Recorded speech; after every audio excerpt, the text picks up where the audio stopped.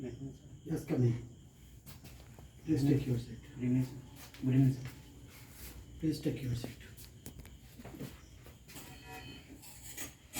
आपने ग्रेजुएशन कब किया है? 2016 में 2016 में। किस विषय में आपने ग्रेजुएशन किया है? फिजिक्स में। बहुत अच्छा। ग्रेजुएशन के बाद आप एमए भी कर रहे हैं? Yes sir. कहाँ से कर रहे हैं? जवाहरलाल नेहरू यूनिवर्सिटी से। अच्छा, आप जिस संस्थान से एमए की डिग्री ले रहे हैं, यस। किस फैकल्टी में ले रहे हैं? Modern history sir. Modern history, बहुत बढ़िया। वो संस्थान देश का एक प्रतिष्ठित संस्थान है, यस। लेकिन ऐसा लगता है कि हाल के वर्षों में उसके शैक्षणिक मूल्यों में कुछ क्षरण आई है। आपका क्या विचार है? सर, किसी भी संस्था का मूल्यांकन यदि किया जाए तो उसके आउटकम जो भी आएंगे उसके आधार पर किया जाना चाहिए। वर्तमान की जो सर भारत सरकार की जो रैंकिंग आई है या विश्व स्तर की जो भी रैंकिंग आई उसमें जवाहरलाल नेहरू यूनिवर्सिटी का जो रैंकिंग है वो ह्यूमैनिटीज़ के क्षेत्र में सर इंडिया में टॉप में रहा। तो ऐसा नहीं कहा सकता है कि वहाँ उनका मतलब जो एकेडमिक इतना विवाद क्यों होता है? सर, इसका एक कारण यह है कि वहाँ पे आप तो वहाँ रहते हैं। विचारों को प्रकट करने का जो स्वतंत्रता है वो काफ़ी ज़्यादा है। तो प्रत्येक वर्ग, चाहे वो कहीं का हो, मतलब किसी भी पृष्ठभूमि का हो, वो अपने विचार को अच्छी तरह से रख सकते हैं। और जब विचार हर किसी को रखने का मौका मिलेगा तो कुछ विवाद होंगे। अच्छा, इतने अच्छे संस्थान से आप एमए कर रहे हैं तो आपको तो शिक्षा जगत में जाना चाहिए था। सिविल सेवक क्यों बनना चाहते हैं? सर, सिविल सेवक सर जिस पृष्ठभूमि से मैं आ रहा हूँ सर, वहाँ अभी तक मेरे गांव में कोई भी व्यक्ति मतलब टीचर, इवन हमारे जो शिक्षक थे वो बोलते थे कि तुम्हारे गांव में कोई मेरिट से पास तक नहीं किया है। तो मुझे ऐसा लगता था कि नहीं, ये तो थोड़ा सा मुझे कुछ करना है समाज के लिए।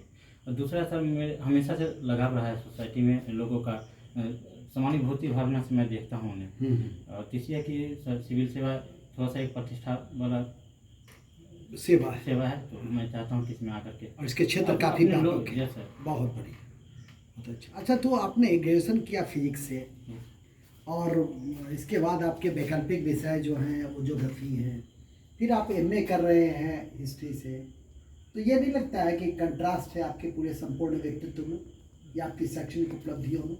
आपका क्या विचार है, आपका क्या मानना है? सर, फिजिक्स से ग्रेजुएशन करना ये मेरा अपना पर्सनल चॉइस था। ऑप्शनल के दौरान ऐसा मैंने देखा कि ज्योग्राफी बहुत हद तक फिजिक्स के नियमों पे चल रहा है, तो उसे पढ़ने में मुझे सहूलियत लगी, अच्छा लगा। और जब मैंने इंट्रेंस दिया तो कुछ अंकों से रह गया, तो मैंने हिस्ट्री भी ले लिया। और हिस्ट्री पढ़ना सर ऐसा नहीं है कि मतलब चरित्र में या द्वंद्वात्मक की हिस्ट्री दिलाती है। इससे हमारे जो समझ होगी वो किसी भी विषय को और ही अच्छा समझने, सोसाइटी को समझना या किसी इशू को समझना थोड़ा ज़्यादा ही और व्यापक दृष्टिकोण मेरा बढ़ेगा। अच्छा, इतिहास में मार्क्स की भी भूमिका है। Yes sir. और गांधी से भी उसकी तुलना की जा सकती है। Yes sir. किस बिंदु पे समानताएं हैं और किस बिंदु पे असमानताएं हैं? सर, मार्क्स समानता की बात करता है, हाँ, बट उनका साधन जो है वो हिंसात्मक है। हाँ। गांधी भी समानता की बात करते हैं, सबों के हितों की बात करते हैं, उत्थान की बात करते हैं सभी की, बट इनका माध्यम जो है वो थोड़ा उदार है। इनका कहना था कि साधन और साध दोनों पवित्र होने चाहिए। तो मार्क्स का जो है सर, साध तो बहुत अच्छा है, लेना मतलब अंतिम लक्ष्य बहुत पवित्र है, बट उनका जो माध्यम है वो थोड़ा सा हिंसात्मक है। जबकि हम लोग डेमोक्रेसी, लोकतंत्र में रहते हैं, यहाँ तो विचारों को प्रकट करने की, चयन करने की स्वतंत्रता है। गांधी का राम राज्य सर। और ट्रस्टीशिप की संकल्पना क्या है? और क्या उसकी आज वर्तमान परिप्रेक्ष्य में कोई रेलिवेंसी है क्या? यस, गांधी जी का ट्रस्टीशिप का सिद्धांत यह था कि किसी व्यक्ति को या समाज को जितना ही आवश्यकता हो संसाधन का, उसका उतना ही उपयोग करे और उतना यूज़ करे, बाद बाकी वो समाज के लिए छोड़ दे, कोई भी व्यक्ति के लिए। उनका यह सिद्धांत था। और सारे संसाधन जो है समाज के उपयोग में आएगा। तो ट्रस्टीशिप, रामराज की यह संकल्पना है कि राज हो ही नहीं, राजविहीन बात वो करते हैं। क्योंकि स्टेट जो होता है धमका के, डरा करके व्यक्ति से काम कराता है।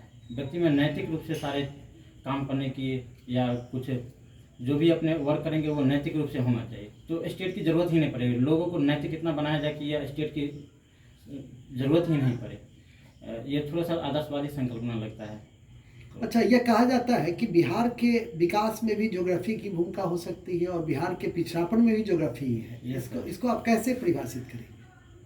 सर यह बिहार का ज्योग्राफी जिस प्रकार का है सर, हमें लगता है कि भारत में सबसे बेहतर ज्योग्राफी बिहार की है। 96% लैंड है यहाँ पे, मैदानी भाग है, तो एग्रीकल्चर की प्रचुर संभावना है।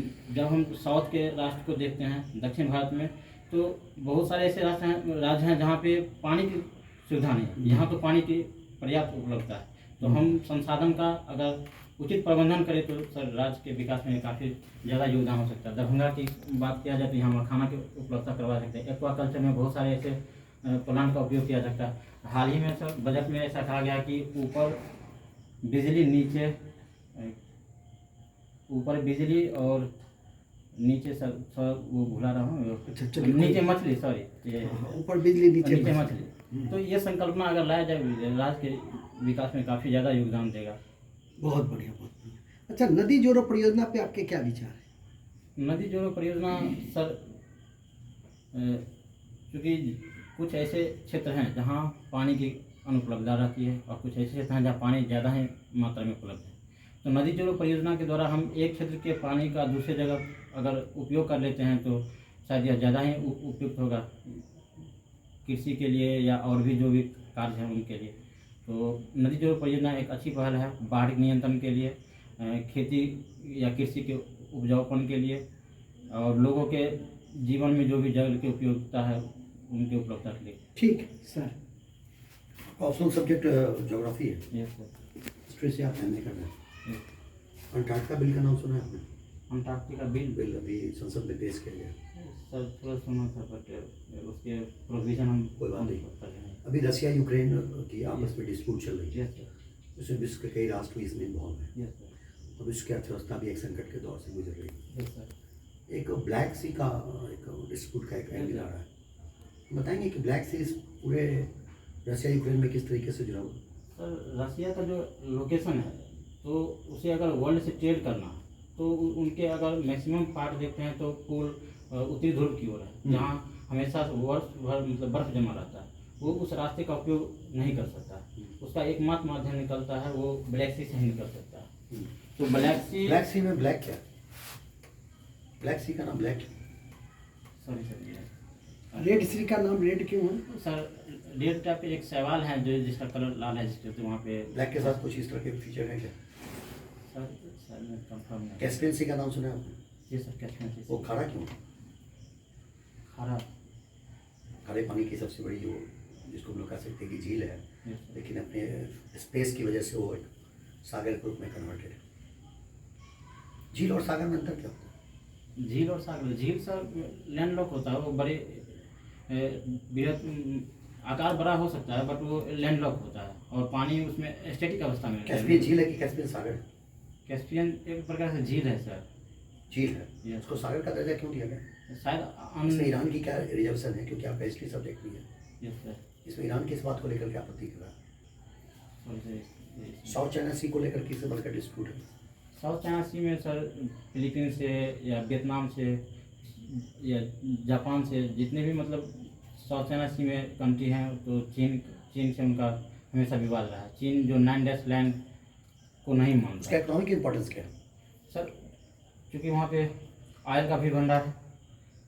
भारत भी मतलब वियतनाम को ऑयल एक्सक्रीजन में निकालने में मतलब साथ देने की बात कहे थे। उसके बाद वहाँ पे सर मछली का ज़्यादा उत्पादन होता है और सबसे बड़ा है कि व्यापार का बहुत बड़ा मार्ग है सर वहाँ से, तो उस पर स्ट्रेटेजिक लोकेशन थोड़ा सा ज़्यादा हो जाता है और यूएसए की प्रेजेंस उस क्षेत्र में ज़्यादा रहती है, तो चाइना चाहता है कि थोड़ा सा अपने आप को बचाव करने के लिए हमें ज़्यादा क्षेत्र पे अपना। अच्छा, आपने कहा कि आपने आधुनिक भारतीय इतिहास में एमए किया है, कर रहे हैं अभी जेएनयू से, और वो आपका जवाहरलाल नेहरू जी के बारे में आपने कुछ बताया।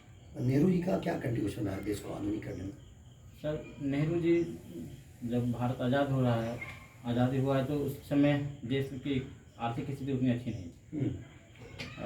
उन्होंने संकल्पना एम्स की स्थापना करना, नए नए आईआईटी की स्थापना करना, और डैम को जो है वो मंदिर का दर्जा देते हैं, तो हाइड्रो इलेक्ट्रिसिटी प्रोजेक्ट स्थापित करना, मतलब विज्ञान को ज़्यादा बढ़ाना।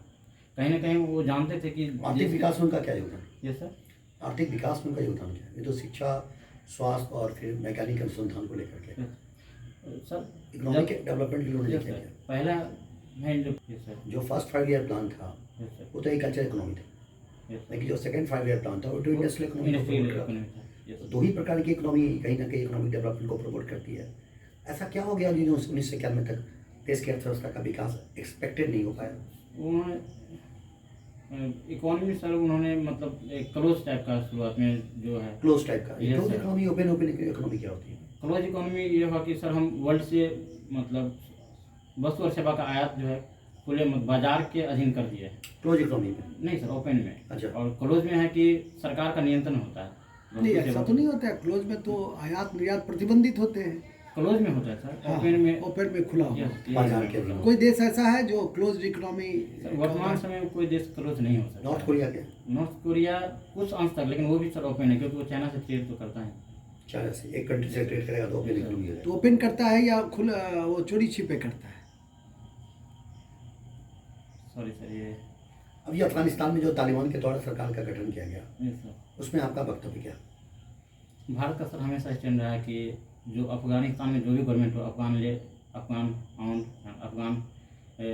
सॉरी जो भी हो, अफगान के विश्वास पे होना चाहिए। तो अभी जो वर्तमान में तालिबान गवर्नमेंट